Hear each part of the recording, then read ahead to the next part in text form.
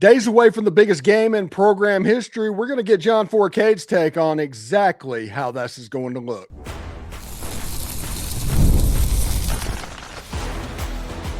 You are Locked On Ole Miss, your daily podcast on the Ole Miss Rebels. Part of the Locked On Podcast Network, your team every day.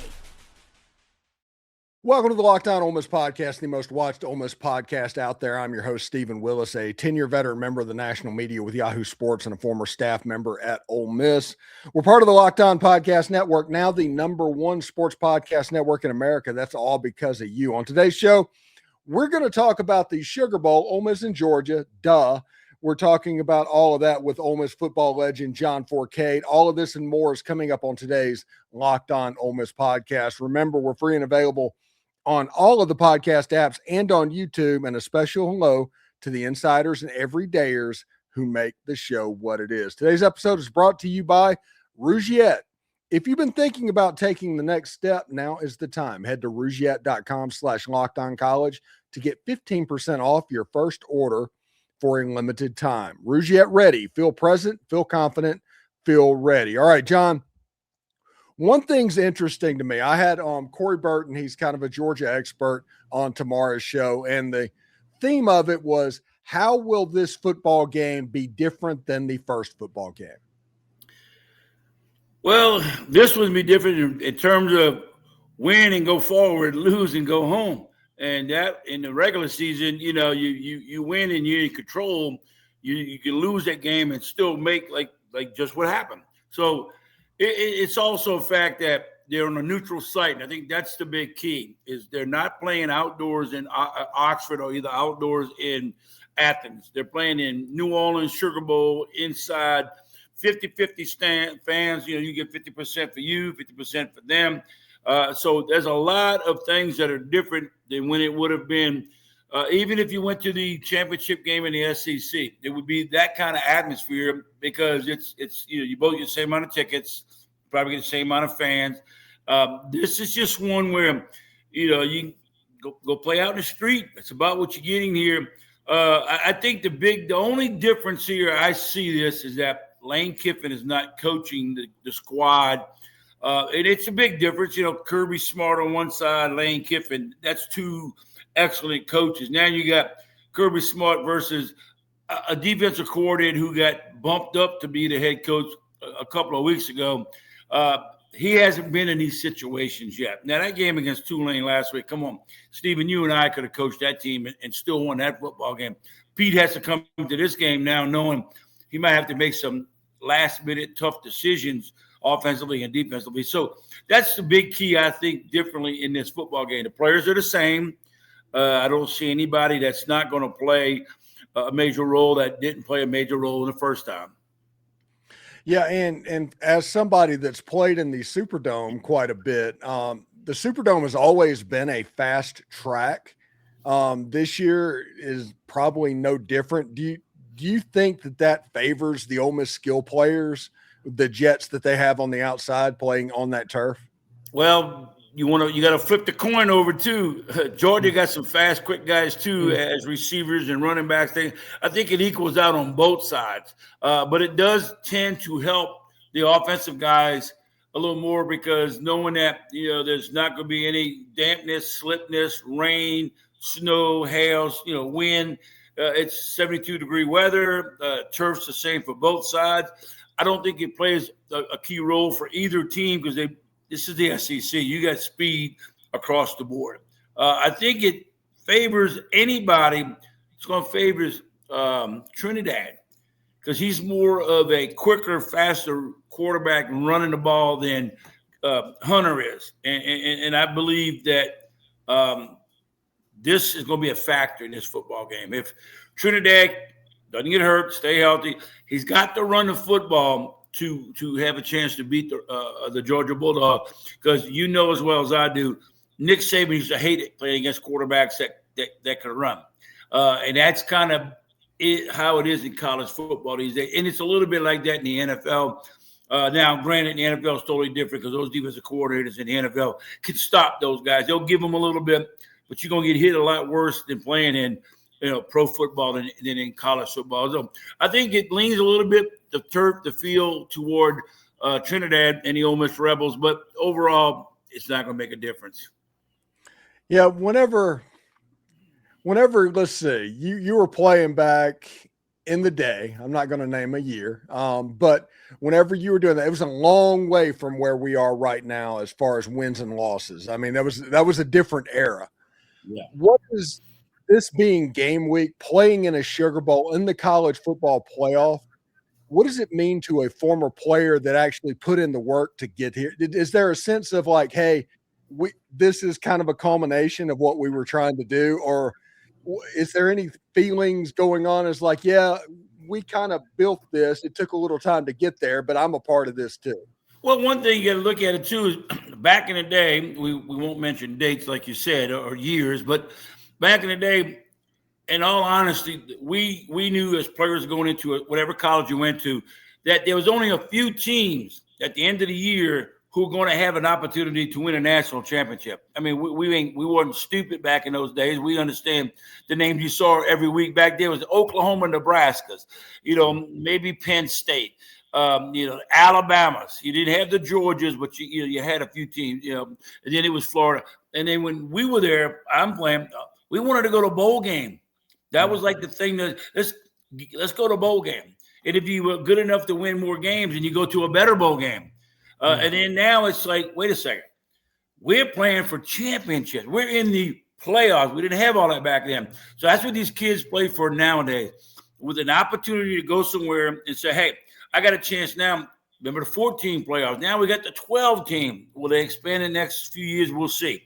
But these guys that are on these 12 teams that started this playoff run, 10 of the 12 teams, really have a shot to win this thing. And, people say, oh, Ole Miss. Yeah, Ole Miss has got as much shot as Georgia, Indiana. If Indiana thinks they're going to cakewalk Alabama, they're in for a rude awakening. If Ohio State thinks they're going to steamroll Miami, it's going to be a little bit different. If Oregon thinks they're going to just walk over the plains of Lubbock and take care of, the Texas Tech, no, things have changed. So all these teams are pretty much equally involved. But when you're a younger guy back when I was playing, all we look for is, let's get a winning season, go to a bowl game. Now, when you show up at Ole Miss, show up at LSU, you show up at Alabama, show up at Notre Dame, show up at Texas or whatever, hey, we want to get in the playoffs. And that's the whole key it is right now. And I think that's the big determining factor that we didn't have back then. Now, these guys only go to school now. Let's get in the playoffs. Yeah, it's pretty neat. All right, when we come back, we're going to talk with John Fourcade all about the Sugar Bowl and what the party is going on in New Orleans right now. That is all coming up right after this. Let's talk about something most men don't bring up, but absolutely should. Stress from work, money, and life. It doesn't just switch off at night. And when it shows up at the worst possible time, Rougiette Ready is designed to help you take back control. Rougiette Ready is a next-generation prescription treatment created to support both brain and body so you can feel present, confident, and ready when the moment matters. Rougiette Ready combines 3 clinically proven ingredients in one mint that dissolves under your tongue so it absorbs fast. You connect with a board-certified doctor online, and if everything checks out, it ships discreetly to your door. It's easy to understand why over 150,000 men have already made the switch. Most men are ready in about 15 minutes on average, so you can stay present, confident, and in control when the moment is right. If you've been thinking about taking the next step, now is the time. Head to Rougiette.com/LockedOnCollege. That's RUGIET.com/LockedOnCollege to get 15% off your order for a limited time. Rougiette Ready. Feel present, feel confident, feel ready. Do us a favor, like, subscribe, and comment on the video. Subscribe to the podcast on whichever audio podcast you're listening to and give it a 5-star review. It costs absolutely nothing, but it helps keep all of this free.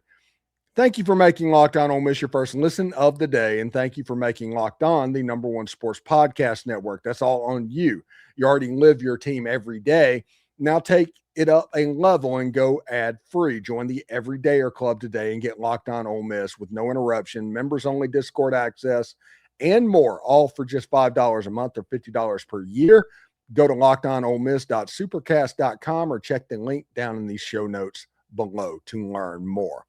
All right, John, one thing's interesting is getting close to New Year's Eve and all of that. The party is getting ready to kick off in New Orleans, right?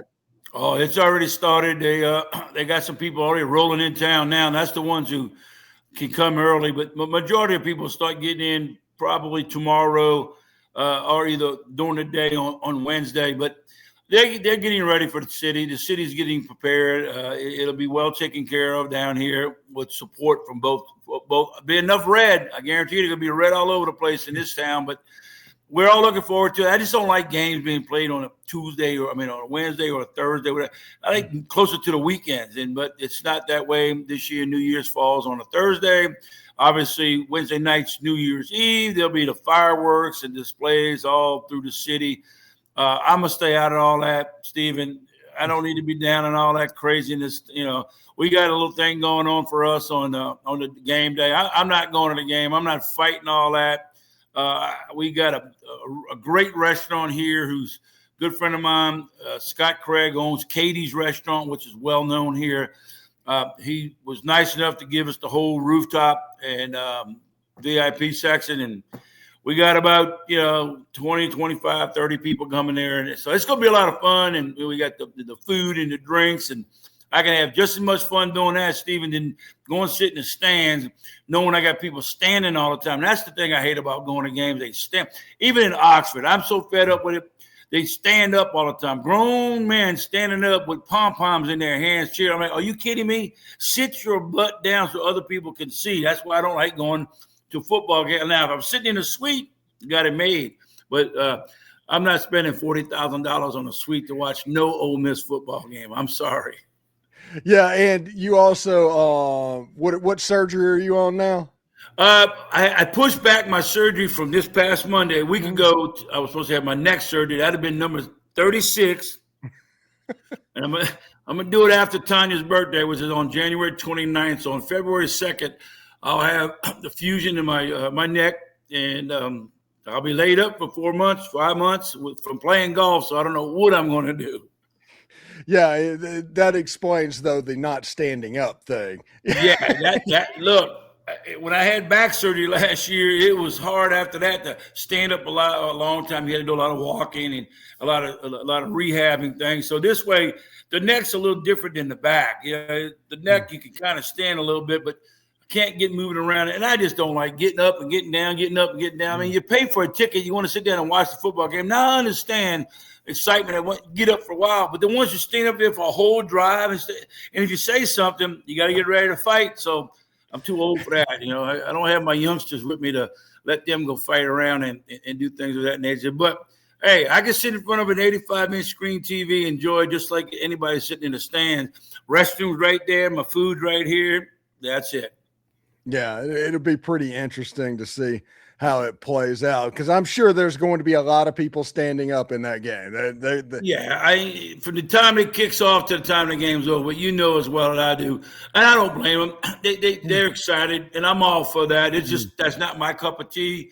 I'd rather sit and relax. I'll stand up for a series or something if it's a crucial deal when I'm at a ball game. But look, I got to sit down for a while. I go get in the suite. I get spoiled when I go to the Saints game because it's so much nicer when you're in the suite and enjoy things. But I'm just not going to do it. And then you got to drive down there. You got to get over there. Man, I'm just going straight to the restaurant.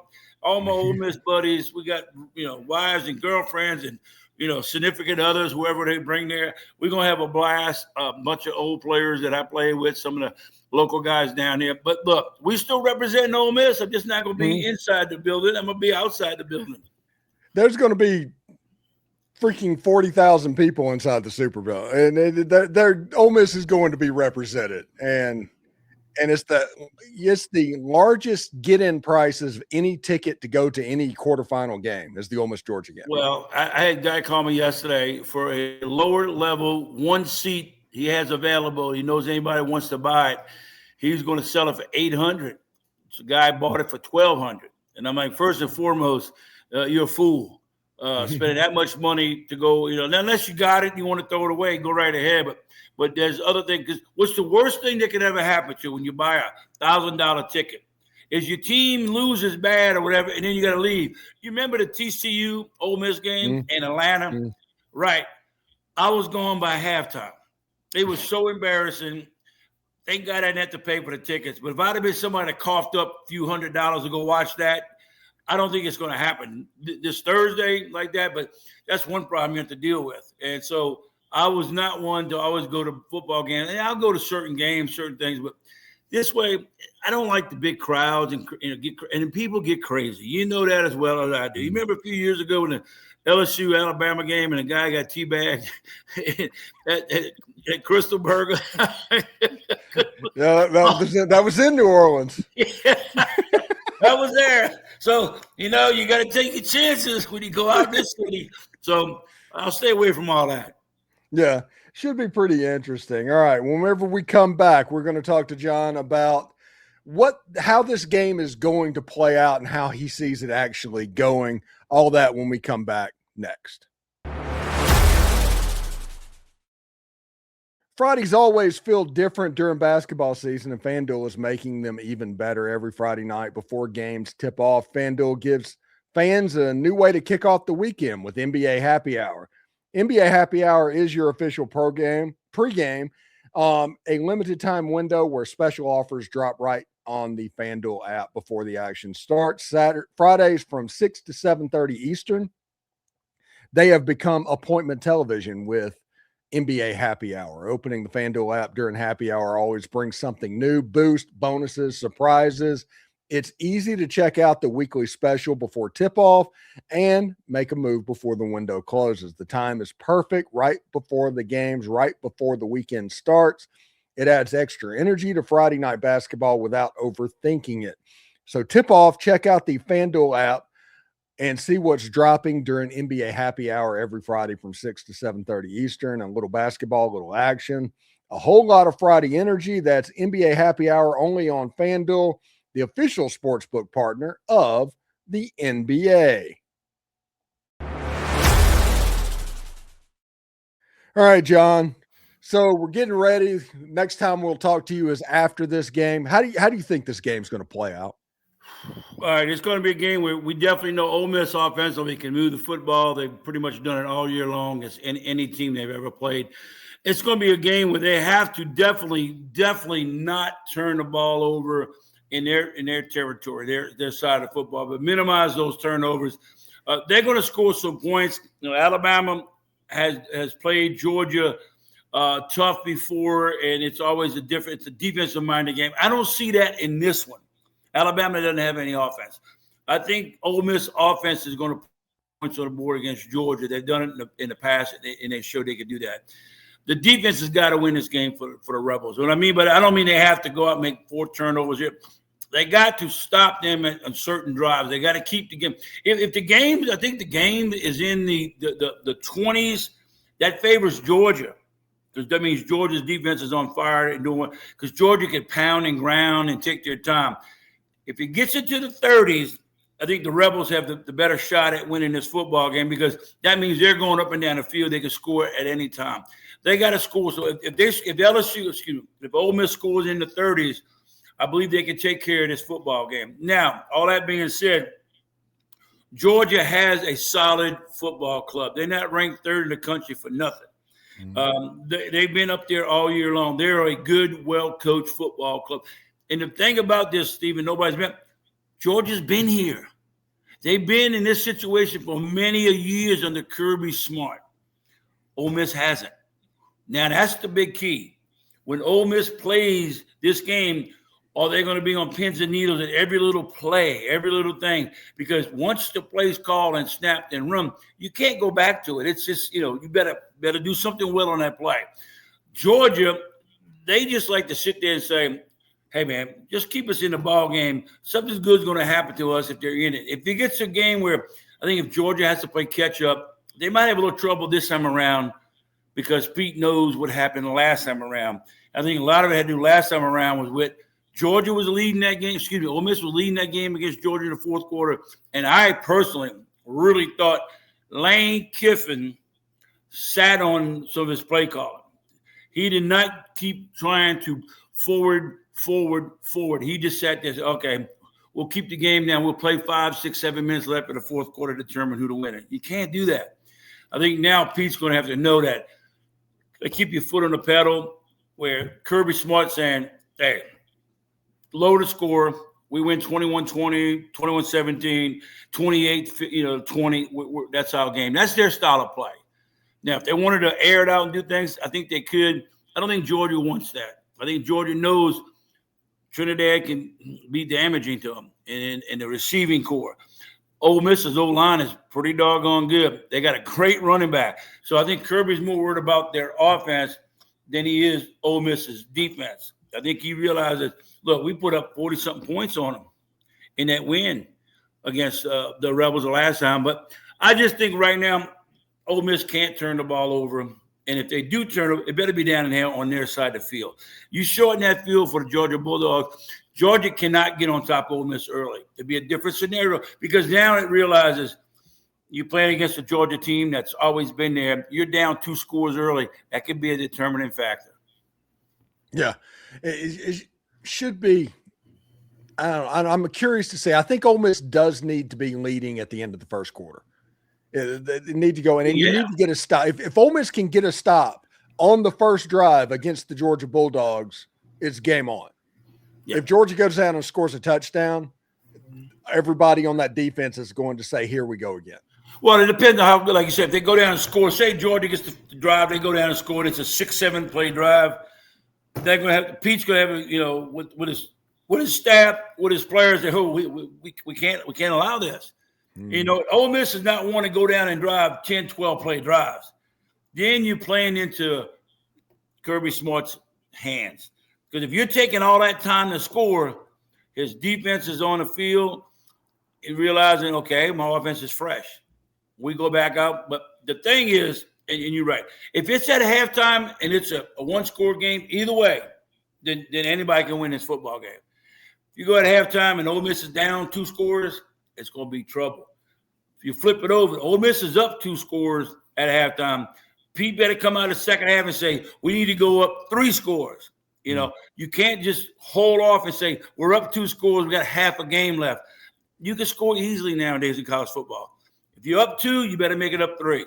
If you're down 2, you better recover and make it down 1 as fast. So things could change in a second. But if it's close at halftime, you got to have a battle in the second half. But if one team's up on the other team by 2 scores, that's going to put pressure on the team that's behind.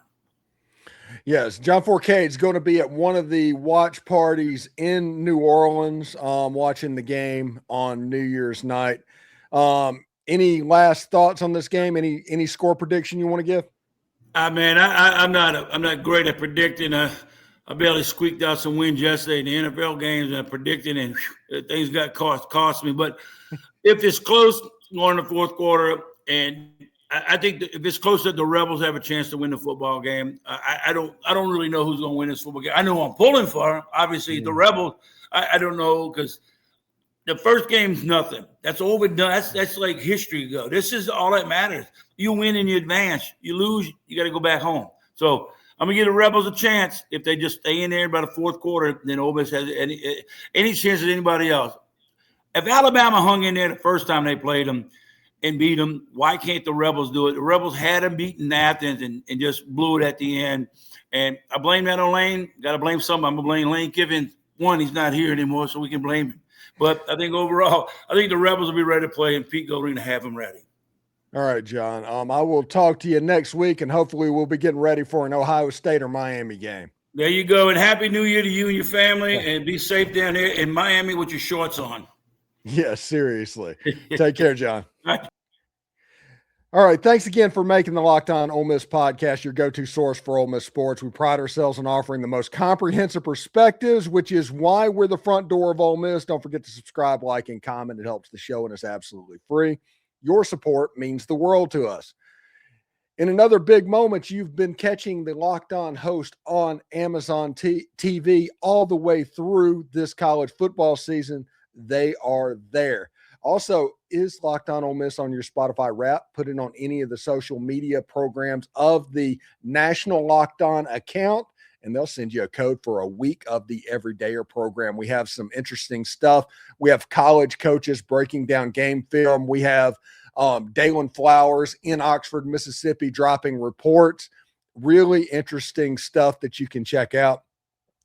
So we'll see exactly how it goes. Hotty toddy, remember everybody, we are just days away from the biggest football game in Ole Miss football history, and I am here for it.